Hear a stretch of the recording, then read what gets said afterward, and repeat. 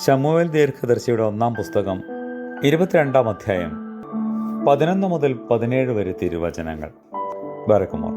ഉടനെ രാജാവ് അഹീതൂബിന്റെ മകനായ അഹീമേലെക് പുരോഹിതനെയും അവന്റെ പിതൃഭവനക്കാരായ നോബിലെ സകല പുരോഹിതന്മാരെയും വിളിപ്പിച്ചു. അവർ എല്ലാവരും രാജാവിന്റെ അടുക്കൽ വന്നു. അപ്പോൾ ശൗൽ അഹീതൂബിന്റെ മകനെ കേൾക്ക എന്ന് കൽപ്പിച്ചു. തിരുമേനി, അടിയൻ എന്ന് അവൻ ഉത്തരം പറഞ്ഞു.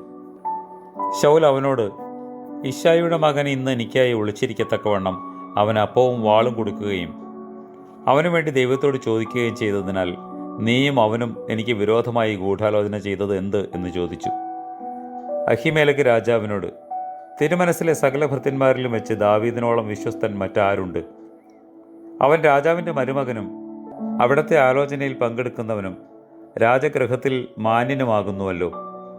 അവനു വേണ്ടി ദൈവത്തോട് ചോദിപ്പാൻ ഞാൻ ഇപ്പോഴോ തുടങ്ങിയത്? അങ്ങനെയല്ല. രാജാവ് അടിയന്റെ മേലും അടിയന്റെ പിതൃഭവനത്തിന്മേലും കുറ്റമൊന്നും ചുമത്തരുതേ.